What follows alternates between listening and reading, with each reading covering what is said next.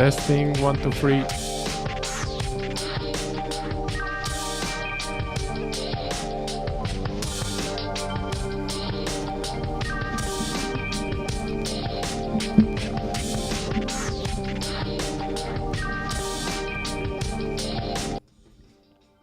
Hello everyone, welcome to another live stream. So I do hope everyone is doing well. Give me just 1 second to set things up and to check if everything is working properly. Hello everyone, welcome. So the sound should be okay. Hope everyone is doing well. I do have my chat open on the side, so if you guys have any questions, any requests, you can put it in the chat. Hey Avi, what's up? Welcome to the stream. So let's see all of the things I need to set up. I mean, we have TradingView, we have all of the stuff above, so we're pretty much ready to go. So, Leo, hey, what's up? Will NFP be announced tomorrow? No, it won't. So, US government has had a shutdown. And that means the NFP, the non-farm payrolls for tomorrow, are going to be delayed. If you go to the Forex Factory calendar, you can see NFP is tentative. Most likely not going to happen tomorrow. So let's talk a little bit about this. The title of the stream is US government shutdown. What does it mean? Should you be concerned? Should you panic? Or is it gonna be all right? Well, there has been many of these shutdowns, so this is not the first one. There has been a big one in 2018, big one in 2013, and there's been small ones all over the place. Usually they last for 1 day, couple of weeks, or a month. That's kind of tops. Maybe 30-35 days is the highest number. Why did they happen?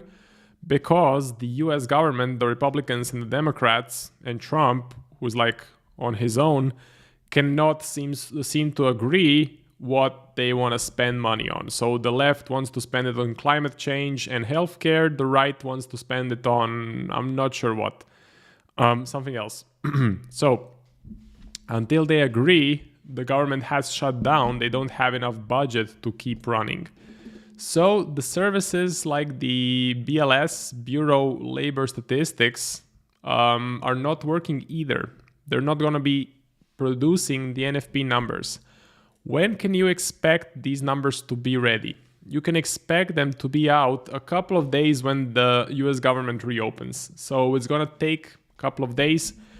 Is it a big problem? No, it's not. Again, currently the whole narrative is built around the Fed. Everyone is wondering, what is the Fed doing? Are they going to cut interest rates? Are they going to keep interest rates the same? So we can go to the Fed Watch tool. This is a pretty good free tool for you guys to look at, because the US interest rate is the absolute most important thing in the markets. We still have 2 rate cuts of 25 basis points scheduled for 2025. So rate cuts are still priced in. The latest data as far as the job market goes, which is kind of in the spotlight, is the ADP non-farm employment change. Came in negative, forecast was positive, last number was a bit negative. So a big miss in the number. That's not good. That's an indication that the jobs market is continuing to deteriorate. But we have to also wait for the NFP number. So if anything is unclear in terms of those concepts, definitely let me know. Let me know in the comments. Okay. Generally, what is going on? So looks like S&P selling off a bit. Stock market is selling off. Gold pulling back. Silver pulling back as well. What happened? Was there some sort of news that I am not aware of? Let's see. No, not really. Let me see. If you filter for Forex, we're looking for red folder news. We're looking for the news highlighted in red. I mean, it's a quite big reaction on gold and silver right now. I just don't see anything. The last one is the Eurozone employment rate, which is lowering. Okay, no, it's a bit higher. So yeah, definitely pulling back. I have 3 trades running. So Aussie CAD, USD CAD, Euro CAD. I will go over those trades.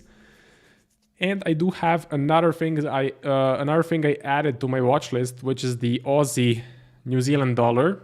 So Aussie NZD is something I'm looking to get into, something I'm looking to buy. And then we have some of the other stuff on the list, such as the US indices, which are pretty much looking very similar. The big shocker for today is the DAX. So the DAX is exploding higher. Nikkei, haven't checked it in a while, looks super bullish. Yeah, platinum also broke out higher. Copper is just sort of super corrective. Copper is a tough one. I don't really want to trade copper. And crypto is also kind of moving higher. So the 2 best performers for today or this week, I would have to say it's probably gold, silver, DAX, and Bitcoin. VIX a bit higher today. US oil is actually selling off. DXY, JXY, TLT, US 10-year. Okay, so yeah, I can run through the things that I personally find interesting right now. First, it's selling the CAD. So if you guys have been watching my channel for the last couple of weeks or watching the Trader Nick channel, watching my daily streams on Trader Nick, you know that I'm super bearish on the CAD. So fundamentally, the CAD is very weak currency, both short term and long term. I'm looking to sell it. I'm already selling it, meaning I'm long USD CAD, Aussie CAD, Euro CAD. I can go through the positions, so the game plan at least for the positions. For Aussie CAD, I'm looking to possibly trail my stop loss. I have already trailed it to this low. What I want to see is us continue up.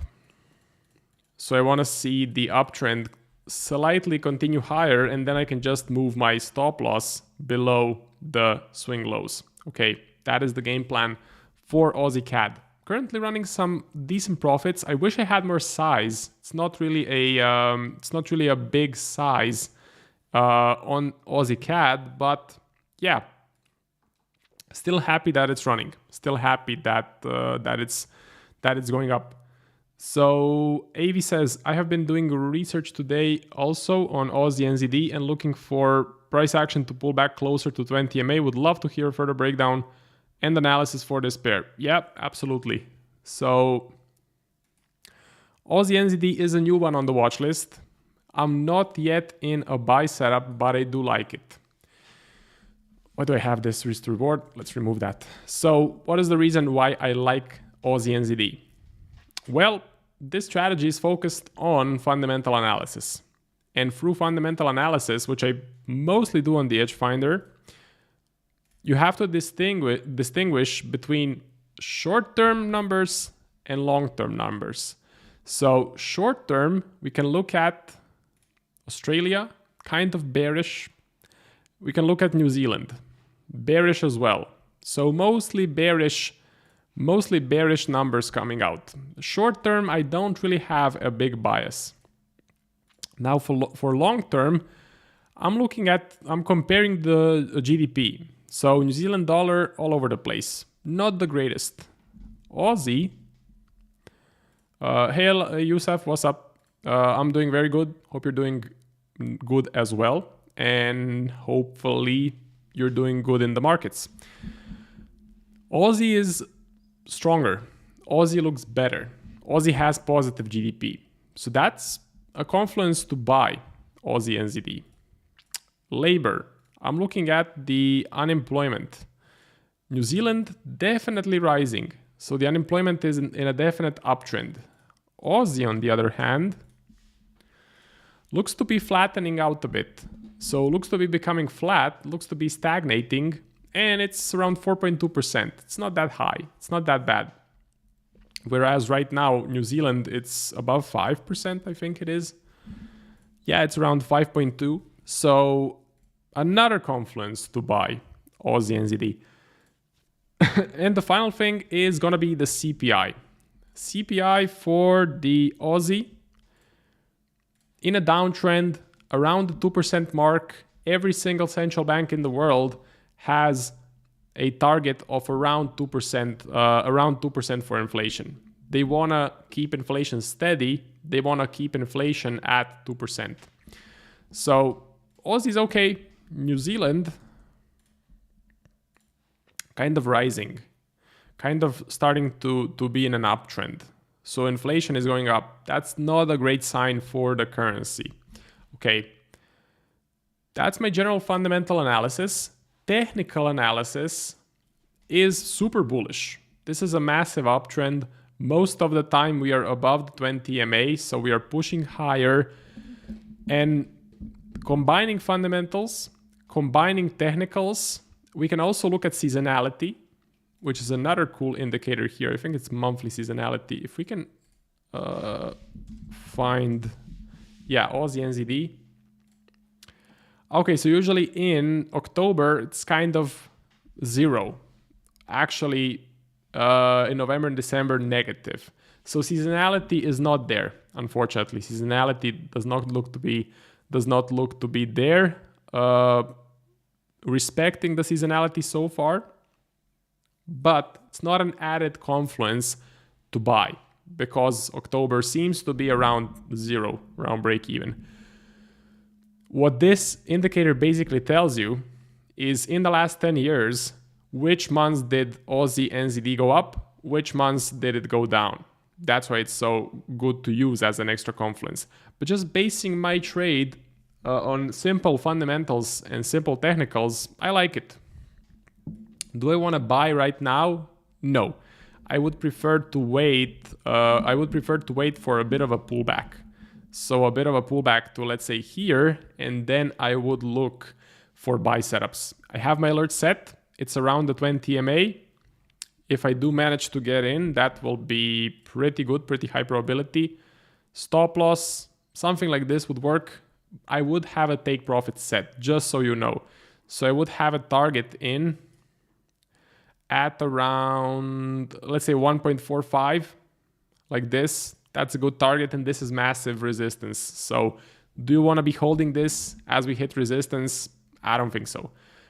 Positive reward to risk, maybe a bit of a tighter stop loss. So it's around a 2-to-1. That's looking good. If you zoom out a bit, if we jump on the weekly chart, you're going to see that level of resistance even better. Okay. So yeah, even better level of resistance. So you don't want to, I mean, you can, but I personally think if I can just get a take profit set here, that would be nice. And that's an added reason why I'm looking for a pullback. I can get a better reward to risk. If I buy right now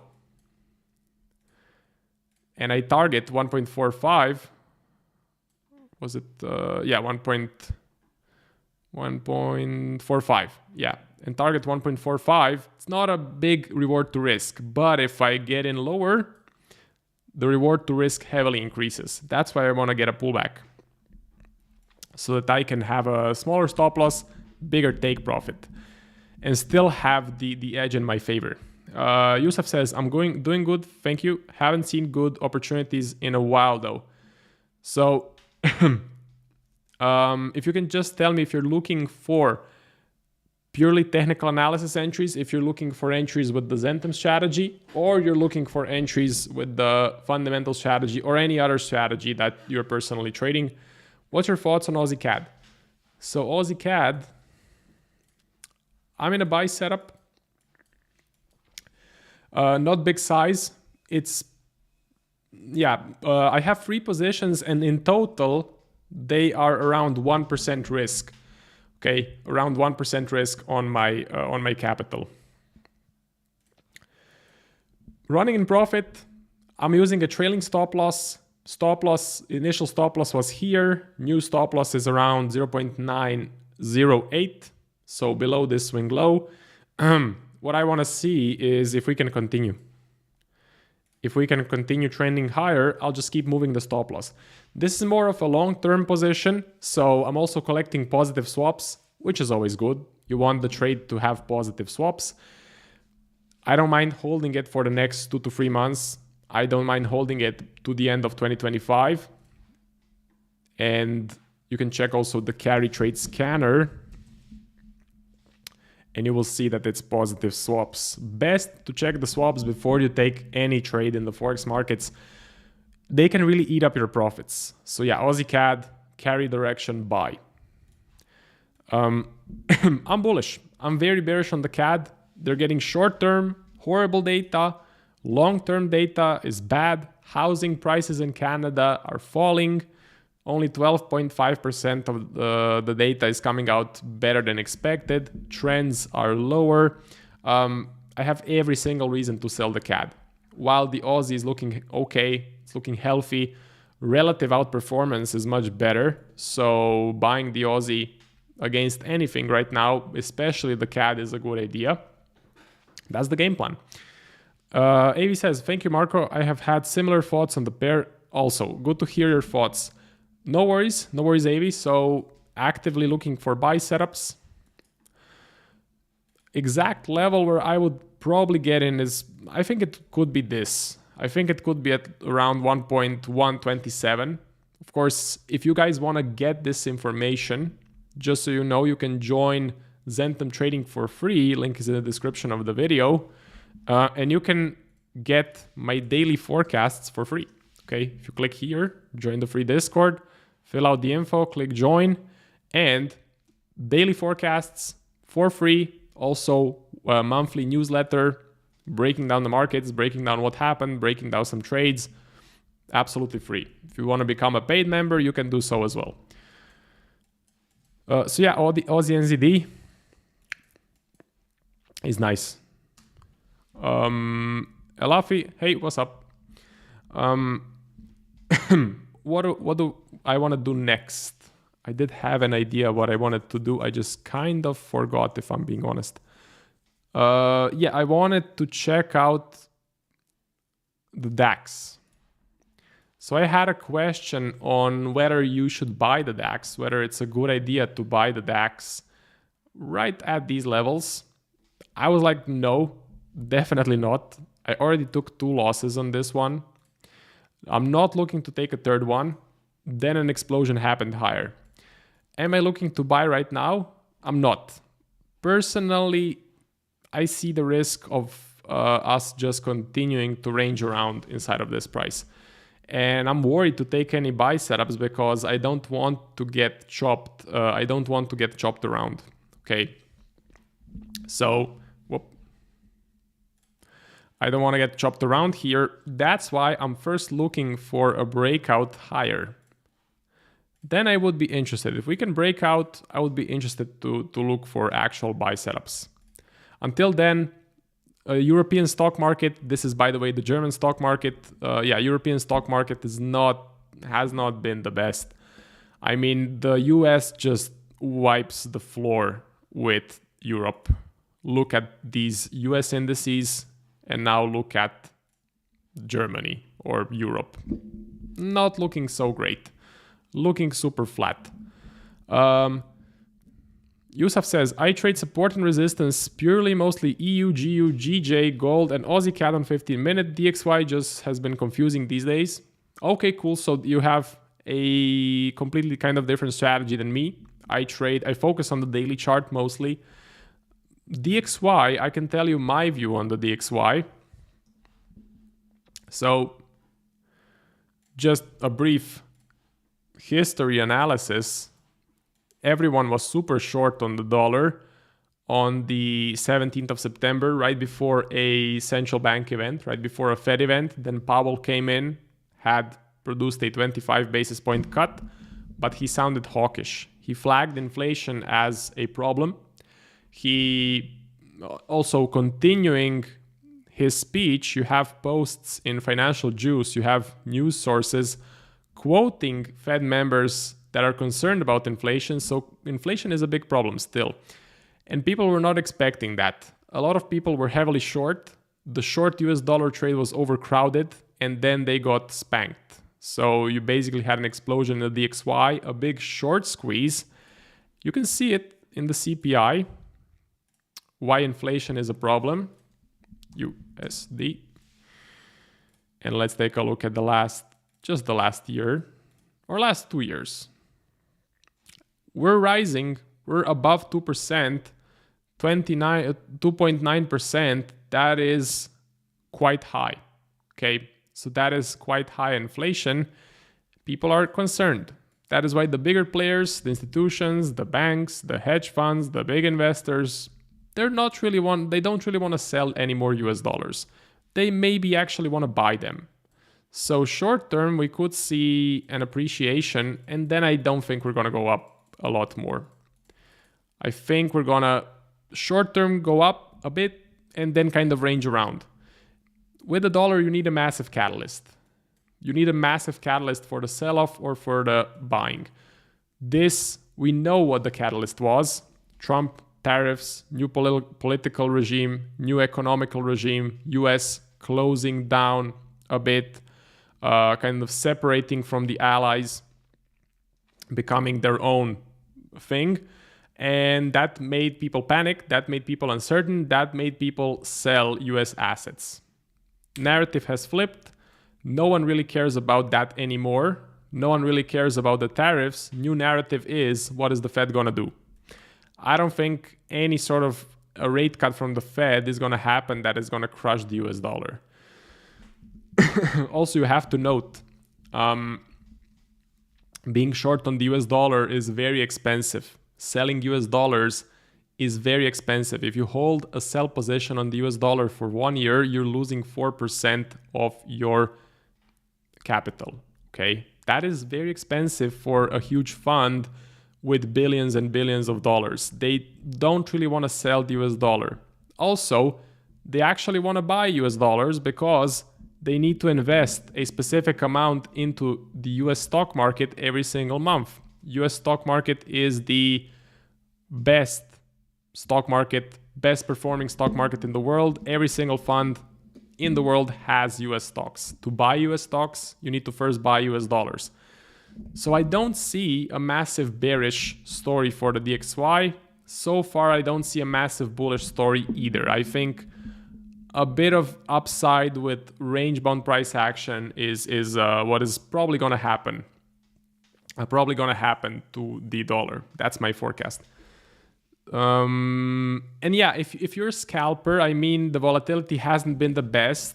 If you made your money during this period and now we moved into this flat range-bound price action, it's going to be tough to trade.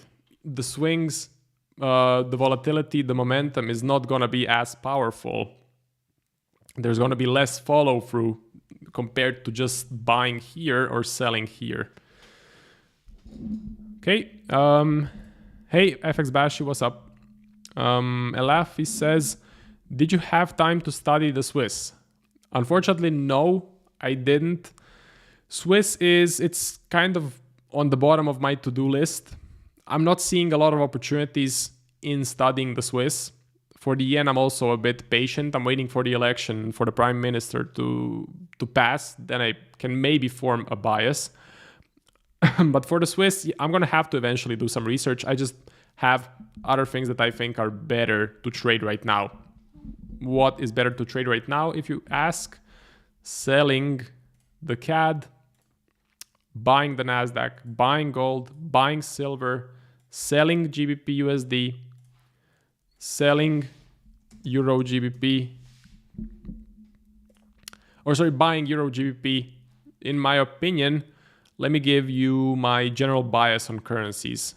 So USD, bullish / neutral, pound, very bearish, euro bullish, yen, waiting for the election, prime minister election, New Zealand,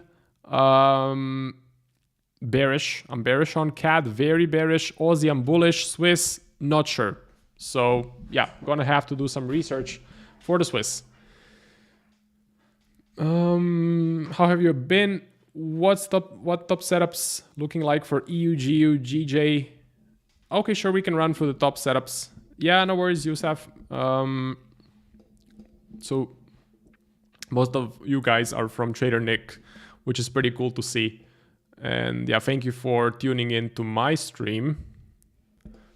I always wanted to do these streams where I don't just do technical analysis, but I can do fundamental analysis. It was a bit tough to gather a crowd that likes hearing about fundamentals, so I really like to see you guys coming in and asking about that sort of stuff. I hope we can do more of it. Technicals get very boring. I've been doing these streams not for a long time, maybe like a year or something like that. And after 6 months just talking technical analysis, it's so boring. There's so much things to talk about other than technical analysis. Okay, so I'm gonna quickly scroll through your requests. Euro dollar. Bearish. GBP USD is gonna be neutral. GJ, GBP JPY is gonna be neutral as well. Of course, you guys can pause the live stream and view the data in a bit more, let's say, a bit more detail. GBP Swiss, neutral. If you're wondering what my personal view is, it is the pound. I want to see it break the support level. So I'm bearish. I want to sell, but I want to see it break the support level. Okay. I want to see this level getting broken, and then I would consider sell setups. Also, Euro GBP is another one I like to buy, but we need to break out of this level of resistance. Until we break out, I will be more patient. And Euro dollar, for the Euro dollar, I did take a winner. It wasn't there. Sorry, this is FXCM. So let me switch to the different data provider where I have my drawings. Yeah, took a small winner. This was a signal in the A1 Discord. So if you want to check it out, you can also check out the A1 Discord from Trader Nick. I actually got taken out on my personal account, but my prop firm accounts stayed in this trade, which was interesting. I wanted to close it here on the top, which I did. I thought this was massive resistance. We're not going to continue. In the end, that is exactly what happened. So we pretty much went into it, bounced off. I would consider buy setups. Definitely wouldn't look for sell setups. I would consider buy setups, but I would need to see a breakout of the high. One more problem is Euro I'm bullish on, and for the dollar, right now I'm bullish/neutral. That's not really a good edge to have. If you want to if you're a trend trader and you want to exploit the trend, then you basically need to have one strong currency, one weak currency. Best example, Aussie CAD, Euro CAD, GBP USD, Euro Pound would be another example. FX Bashi says, all my pairs are shit. Well, looks like they are from the ones you gave me, the reading on the top setups. Maybe you can look at something else. I mean, look at the DAX. Skyrocketing higher, massive momentum. Look at Bitcoin, recovering nicely. I would consider buy setups on Bitcoin. Let's check Bitcoin.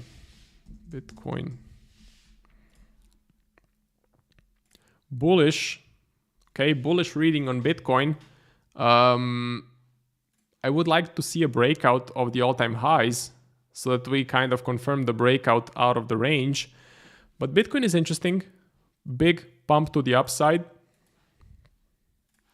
from these lows, up around 9.9%. Quite nice. Ethereum, I don't like as much. Fundamentals don't really apply for Ethereum. Ethereum is heavily impacted by some other things, like some US companies buying Ethereum, copying MicroStrategy, copying Sailor, trying to artificially inflate their stock price. So I don't really want to get into all of that. Bitcoin for me is a bit of a safer bet if I want to take a trade. I have already taken, I think, a loss somewhere. Yeah, took a loss right there. I just got stopped out and then, okay, I got stopped out by a lot. But it was a good attempt. Good attempt, nevertheless. One problem I do find is with some of these assets, I cannot do proper risk management. My personal account is okay, but it's not that big. If I want to risk 0.15 or 0.25% on Bitcoin or on gold or on silver, it's kind of tough to structure because the lot sizes are so big and there's like a minimum lot size on a lot of these assets. So Forex is a lot easier to trade with a smaller account. So I'm gonna need to probably put in more money in my personal to be able to properly risk manage Bitcoin, gold, silver. Very important to check that if you guys also trade a personal account with, I don't know, 5K, 10K, 15K. Elafi says, what is your routine? Do you do all your research in the morning and then place alerts or whatever? Yeah, so usually in the mornings, I like to do market forecast. If you are in Zentum trading or if you're in A1 trading, you get access to my daily forecasts. What I do is I just run through my watch list, which is here. I run through the most popular assets like indices, metals, crypto, oil, DXY, JXY, TLT, bonds. Then I look at the Edge Finder. So I look at the top setups. I just remove the neutral ones. I see what's going on. I see if anything is interesting. CAD-yen to sell right now. Okay, let me just check on the CAD-yen. CAD JPY. Actually broke out of this support level. Doesn't look that bad. Probably the swaps are gonna be heavy. Let's see, CAD JPY.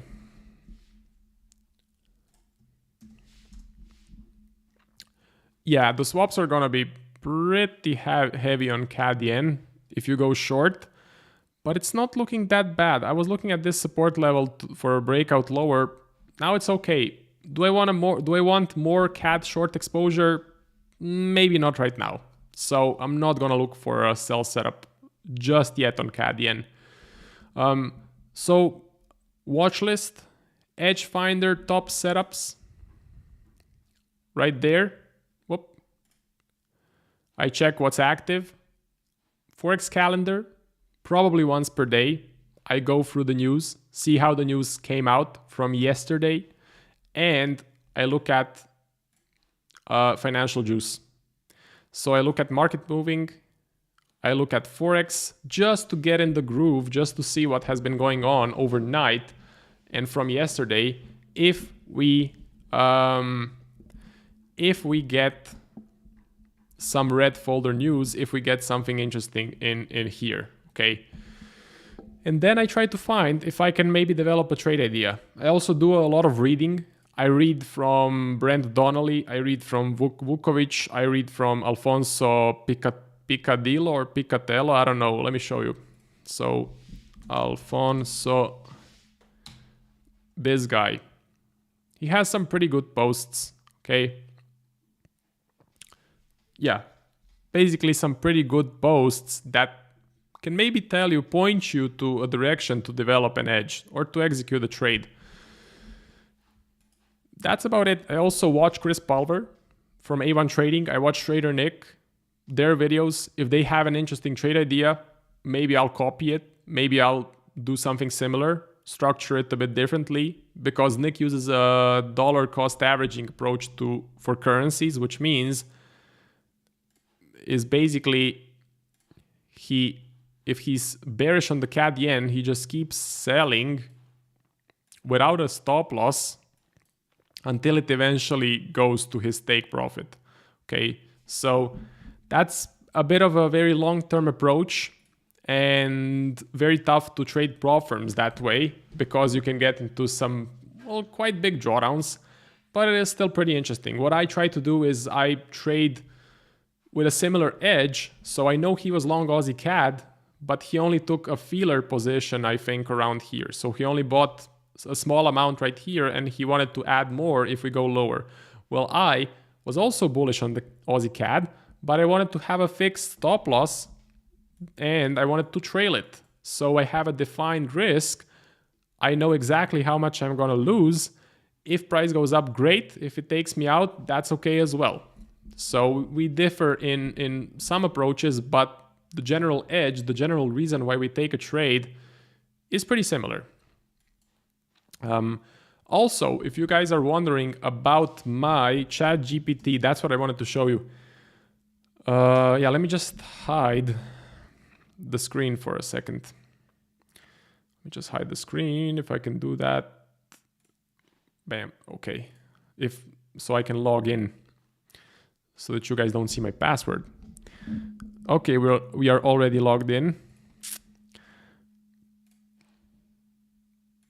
So I decided for the ChatGPT challenge, for anyone not aware of the ChatGPT challenge, what I do is for the last 90 days, or now it's 100 days, I've been telling ChatGPT to give me trade signals. I think I can show it to you.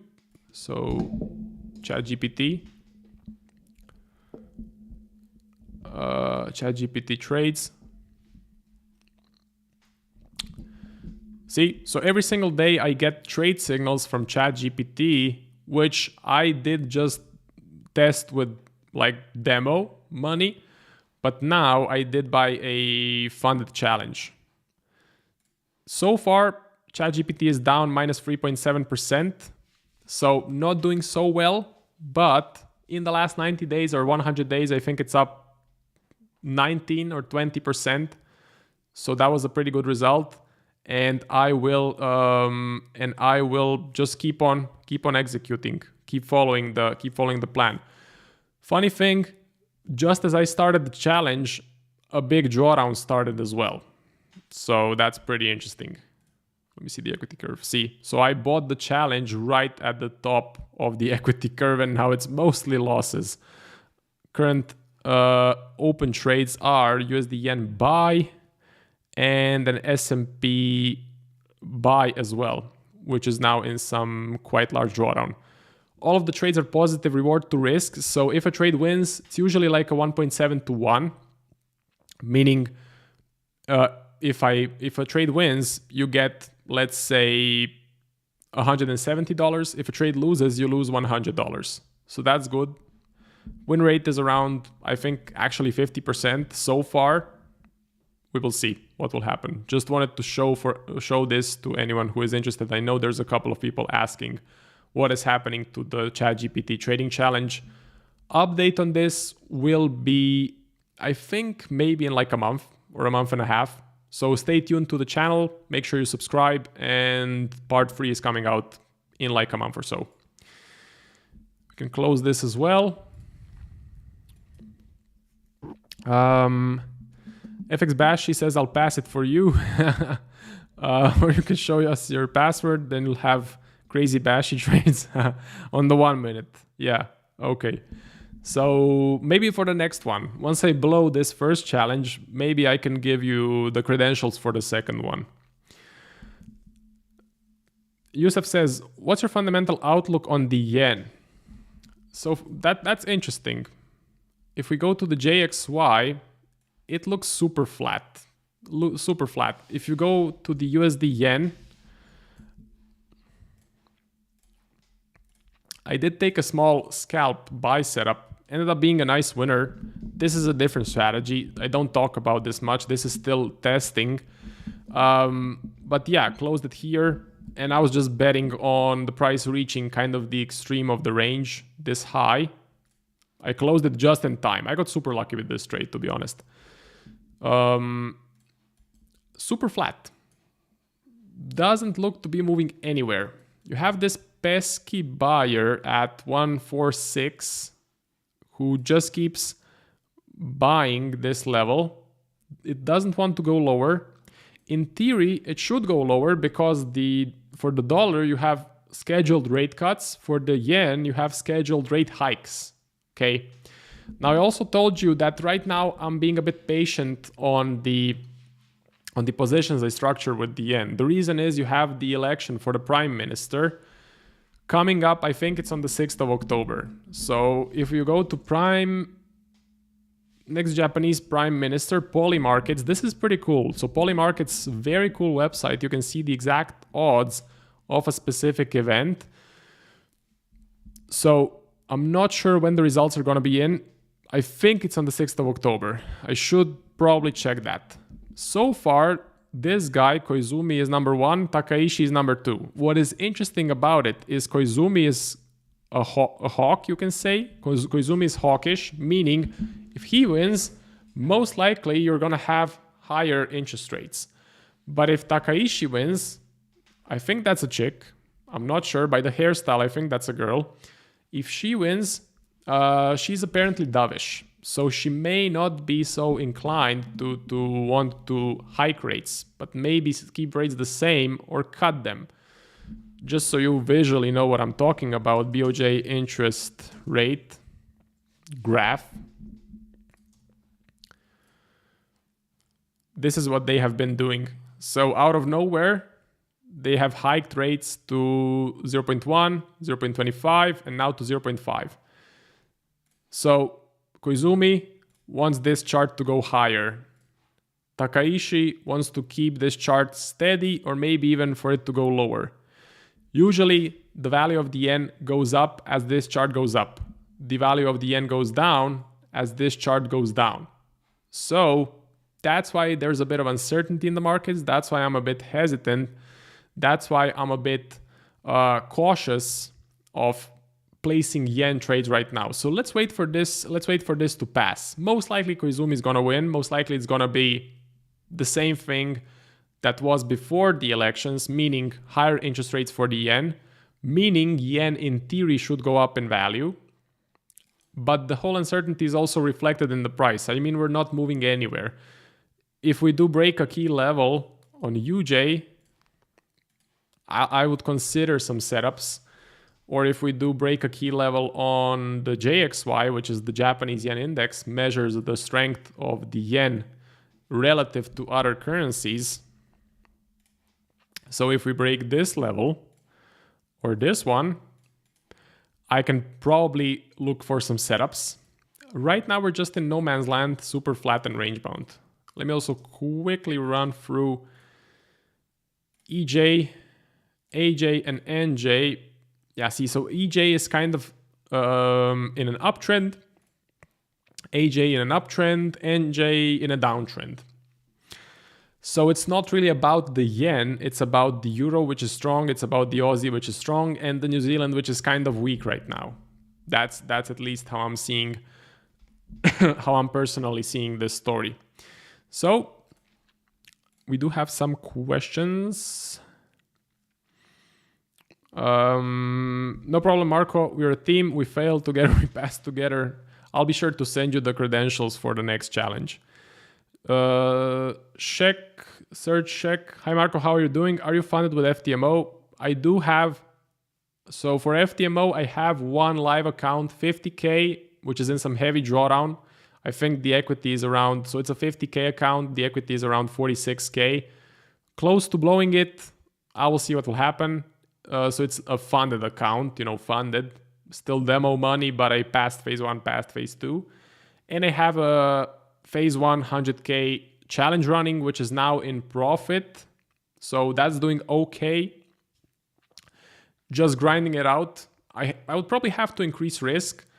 Something I've been considering doing and something I will probably do is I will, instead of buying a 100K account, I'll probably buy 4 25K accounts, but I will risk the same amount. So if I'm risking $1,000 per trade on the 100K account, I'll risk the same thing, but on the 25K account. So that way I'll have a better chance of passing phase 1 and phase 2. I did the calculations through Grok AI. You can put in all of the inputs. It's gonna give you the most optimal solution. So what's better?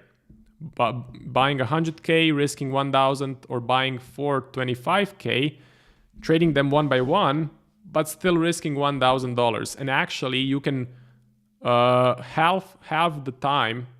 It would take twice less time to buy 425K accounts and risk 1,000 than buying 100K and risking 1,000.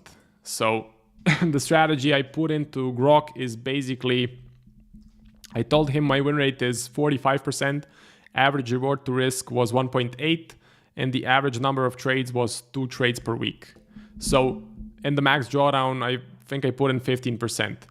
And using those statistics, using that data, it told me that it would take twice less time with the second approach, if that makes sense. If it doesn't make sense, let me know in the comments. I'll try to simplify it a bit more. So I believe you have been in drawdown for quite some time, right? Yep.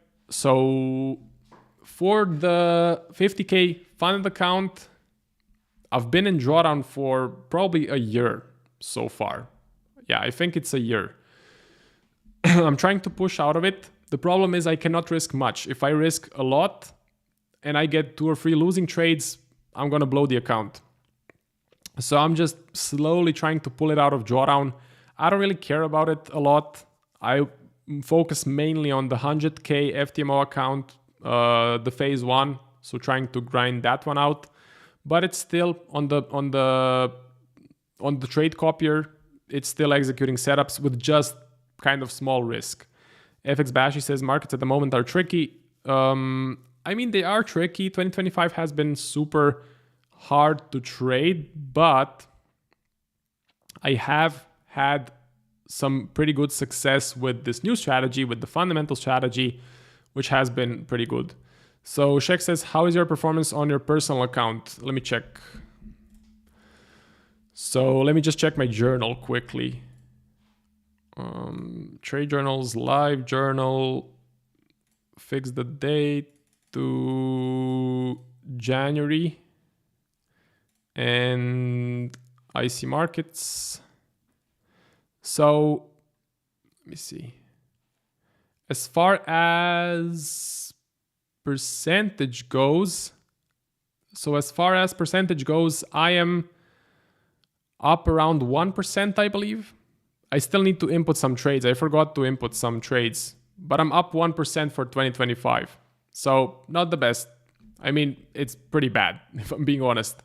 I do have investments in Bitcoin and in the S&P 500. Those are looking quite nicely. So I think I'm up 20% on the S&P. Let me see.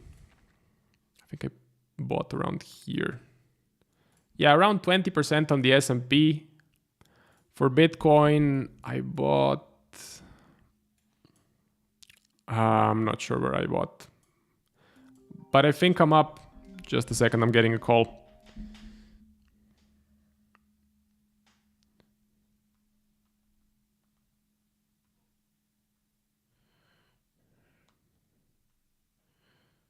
Yeah, sorry about that. So for Bitcoin, I think I'm up maybe around 20%, maybe even more. I would have to check. I forgot where I bought it. But as far as pure trading goes, I'm up just 1%. Took a lot of losses at the start of the year with my old strategy and then starting to climb out of the drawdown with the new strategy. So FX Bash says this year has been very hard. I got funded 6 figures, but now it's so hard to catch a clean trade. I mean, market conditions always shift. Trump made it a bit tougher. He kind of made it. Let's say, a bit more volatile, a bit unexpected. But we need to adjust as traders. We just need to adjust. And he gave us a lot of opportunities in terms of the stock market, which was pretty cool. If you were fast, you didn't even have to be fast. You just needed to buy the dip. So if you bought the dip and he caused the dip, you would be up now a pretty decent amount. So always two sides of the story. FX Bash says I'm up 9%. Awesome, congratulations. That's great. If you can beat the well, you can't beat the S&P 500 this year because it's doing pretty well.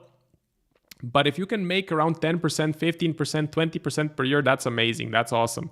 You're already beating most hedge funds.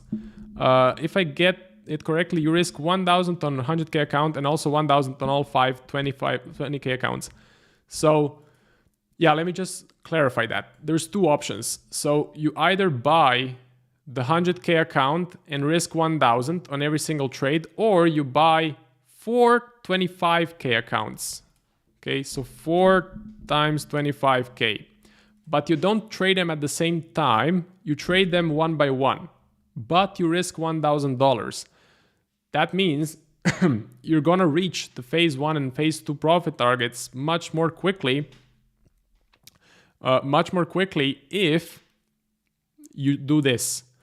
But you'll also blow more accounts. So essentially, once your drawdown appears, you'll pretty quickly blow the first one, blow the second one, and then maybe the third one will work. But the key is you're not trading these at the same time. You're trading them one by one. Most likely, again, you'll blow the first one, blow the second one, third one will probably be the one that will work. How was your last year? Last year, I think I was up 13% if I remember correctly. Let me check. So let me check my journal. Start date is between, let's see, January 24 and, okay, let's see. Yeah, last year I was up 14.4%. That was last year. This year has been pretty rough. And the technical strategy that I used for last year hasn't been performing so well this year. So I implemented a new strategy, which I kind of like a lot more. So I'm going to focus on that one. Doesn't that make it 5 times the risk? Okay, so yeah, I think I explained it now so you get it. You're not trading all of the accounts at the same time. You're trading one account one by one, basically.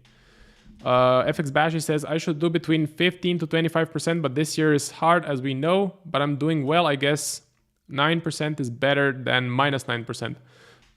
Yeah, I would say you're doing very well. If you're up 9% during these tough conditions, kind of change in conditions, Trump going crazy, that's awesome. So congrats to you. Just keep doing what you're doing. Okay, so let me check the time and everything. Last 10 minutes of the stream. If you guys have any questions, any chart requests, definitely let me know in the chat. This was a great stream, very interactive. So a lot of questions, which I love, because otherwise streams are pretty boring. I mean, just doing market breakdowns is pretty boring. It's mostly repeating the same stuff, but by making it interactive with some questions, so much better, so much more fun. Super level patience is needed. Yeah, patience is always needed with trading. Just to wait for those perfect setups. Like, I'm in free trades right now. Okay, this one is getting pretty close to the take profit. So I'm in free trades right now, and I'm looking to buy some more stuff, and I'm kind of feeling maybe a bit forced to get in more setups, also to give out more signals in the A1 group, but that's not the way to trade. Even if I don't take a trade for a month or 2 months, I'm still following the plan. The trades I take that don't follow the plan, but I take because I want to be in a trade, those usually end up being losers. And that's why a lot of people, they make good money in the good period, and then they lose it all when the market conditions change. So if your game was selling the dollar right here, and you don't know what you're doing, you're probably going to lose all of your profits in this period, right? You're going to give back all of your winners. You're going to be break even. And some people also say trading is a zero-sum game. No, it's not zero-sum, it's negative-sum, because you're paying the spreads, you're paying the commissions.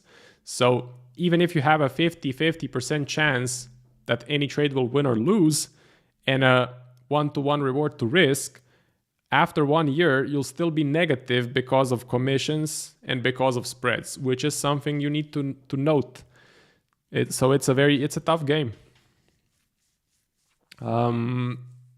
FX Bashi, I also enjoy your guys' company as well. I think we have a lot of fun on these streams. Abdullahi Elmi says, can you check the 6 pairs for the Zentum strategy? Sure, absolutely. So let's run through those. By the way, for anyone that's not familiar, the Zentum technical strategy is purely technical analysis, just the 1 hour chart, no news, no indicators. And yeah, just super clean charts, 6 currency pairs: Euro dollar, GBP USD, Aussie USD, Euro yen, Aussie yen, New Zealand yen. Euro dollar melting lower might be good to look for sell setups. I would like to see a bit more continuation of momentum. Pound dollar, same thing. Might be good for sell setups. I would like to see a bit more red candles. Aussie dollar, this looks nice. This looks okay. Unfortunately, this last candle, the last candle is finishing with a wick, which is not the best. That's a sign of weakness. But I will consider some sell setups. Let's add this one to sort of a watch list. Let's give it the yellow flag. EJ flat and range bound here, not interesting. AJ looked interesting because this candle was big and red. When I looked at this, no longer interesting. We had a large wick and a big blue candle. I'm not looking at it. NJ looks corrective in this area, looks corrective and range bound, if I'm being honest. Okay. The best one is the Aussie dollar, Euro dollar, pound dollar. They look interesting. Selling or buying the dollar, selling these ones might be the way to go. So this is a short-term strategy, okay? 1 hour chart purely. But the Aussie dollar is looking the best out of all of them. Probably the DXY is pushing higher. Yep, it is. Why? Dollar rises amid concerns over US government shutdown. Interesting.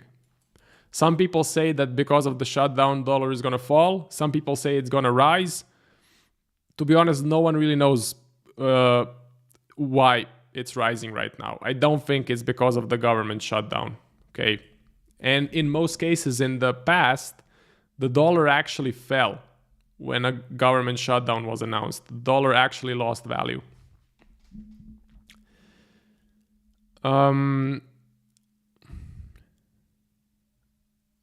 Yeah, FX Bashi. So they make money when the markets are trending, but when the markets are flat, they lose all of their profits. I appreciate when the A1 guys come join the stream, little community. Yeah, it's pretty much mostly kind of the same people in the comments, which is cool because we can really talk and connect. So I like it. I like it. And now I've been doing even more of them. So every single day you can catch me on the A1 trading stream for half an hour. And yeah, I used to do it like 1 or 2 times per week. Now it's every day because I've started to do more and more work for Nick and for A1 trading. So you can catch me there. Do you think that with time you will put all of your focus on the fundamental strategy, or will you still focus on the really high probability trades on the Zentum technical strategy? So that's a great question. And to be honest, I think with time, I'm going to fully focus on the fundamental strategy because it's a bit tough to keep switching from the daily to the 1 hour chart. And the fundamental strategy is just so much more fun for me. I really enjoy doing the research. I enjoy digging up the information, looking at the fundamentals, seeing, wow, okay, Trump is saying this, housing prices in Canada are falling. Brent Donnelly gave a signal to buy something. Let me look at that. Nick said he's selling this. Let me look at that. So so much more fun, so much more engaging. There's so much more work that goes into the fundamental strategy, and the reward is, in my opinion, more satisfying. Also, the win rate is higher, the reward to risk is smaller, so the psychological toll of losing a lot, being in big drawdowns, and having to wait for those big reward to risk trades is much easier to deal with the fundamental strategy. So yeah, with time, I'll probably focus on purely the fundamental strategy if I'm being honest. I think I found what really works the best for me. Yusuf says, last question, how do you think NFP tomorrow will affect DXY? So NFP is cancelled. Yeah. Okay, so most of the jobs data linked to the government is on hold until the shutdown finishes. Exactly. If you go to the Forex Factory calendar, the NFP is tentative. Okay. So it's tentative, meaning they're not sure if it's going to happen. There's a really high chance it's not going to happen. I think it's already even confirmed that it's not going to happen. So BLS, Bureau of Labor Statistics, they put out NFP numbers. They are part of the US government. US government is currently not working at 100%. It's currently shut down.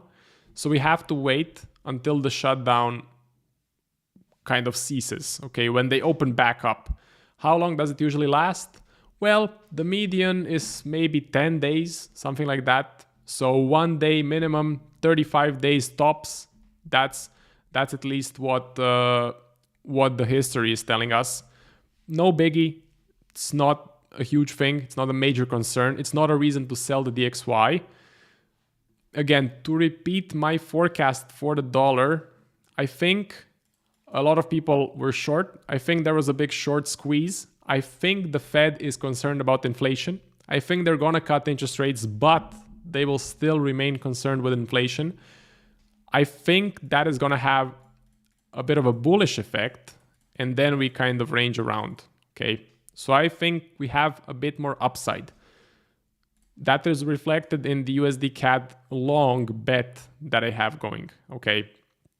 So yeah. Okay, silver selling off, gold selling off. I would just like to see this, a big sell-off on gold so that I can get in. Or maybe this on silver. Nice sell-off, nice pullback so that I can get in. Hopefully it happens. We will see. Okay. Yeah, last big one was Trump 2018, and there was one in 2013. He's playing hardball in everything, so I expect this may be a longer hold. Well, maybe, I don't think so. I don't think it's going to be more than 30 days. Again, not a big impact on the markets. If you look at historical data, if you look at historical research, if you want to know more about it, this guy, Alfonso Pecatiello, look at this post. Okay, what happens to markets if we have a US government shutdown today? Okay, so he did some research, some backtesting. He's a very successful hedge fund manager. So you can read this. You'll know everything you need to know. That's about it. So thank you guys very much for watching. Thank you for tuning in. Quick plugs of all of the stuff that I have. Zentum Trading, you can join for free. Link is in the description. Get my daily forecasts, get market analysis, get our monthly newsletter. You can become a paid member as well if you want to get access to the whole strategy, get access to the full Discord. If you want to get updates on when I will be live streaming, make sure you follow me on Instagram. Link is in the description of the video. It is at Marcos Trading Journey. I post all of the updates. I post all of the updates on my Instagram. I live stream on most Thursdays at around 4 p.m. London time. That's the usual schedule. Bye FX Bashi. Bye AV. Thank you for joining. If you have any questions about the fundamental strategy, you know where to find me. You can send me a DM. We're looking to buy Aussie NZD. Hopefully it pulls back a bit more. Elafi, thank you for joining. Goodbye. I will see you guys in the next one next week.